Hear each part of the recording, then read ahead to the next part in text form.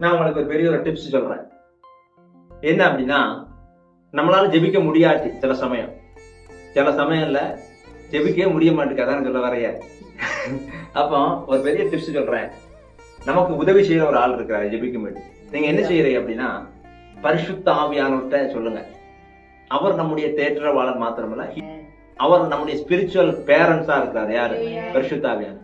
நீங்க போங்க, உங்களுடைய ரூமை லாக் பண்ணுங்க. லாக் பண்ணிட்டு அங்க நின்னுட்டு, ஆவியானவர் எனக்கு ஜெபிக்க முடியல, ஐ கேன் ப்ரே, எனக்கு ஏதாவது ஒரு உதவி செய்யுங்க. நீங்க இவ்வளவு சொல்லி பாருங்க, உங்களுக்கு அவர் உதவி செய்யறாரா இல்லையாங்கிறத மாத்திரம் பார்த்து நீங்க என்கிட்ட சொல்லுங்க. அவர் உங்களுடைய அருகாமையில வருவார். உங்களுக்கு ஜெபிக்கும்படி உங்களுக்குள்ள வருவார். அவர் வந்து உங்களை ஜெபிக்க வைப்பார். ஆமென்.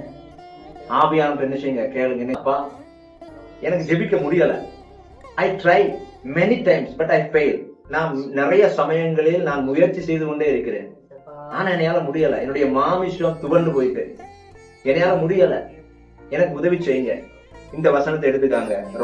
ரோமர் 8ஆம் அதிகாரம் 26, 27. ஆண்டவரே, இப்படி வசனம் சொல்லி இருக்குது. நீங்க எனக்கு வேண்டி ஜெபிப்பீங்க நான் கேள்விப்பட்டிருக்கேன். நீங்க எனக்குள்ள வாங்க, ஜெபிங்க. இதை மாத்திரம் கேளுங்க. எனக்குள்ள வந்து என்ன செய்யுங்க, எனக்குள்ள வந்து நீங்க ஜெபிங்க. ஆண்டவரே போதும். ஆமென். லிட்டரலா நான் சொல்லுறேன், பெரிய ஆவியானுடைய பிரசன்ஸை நீங்க பார்ப்பீர்கள்.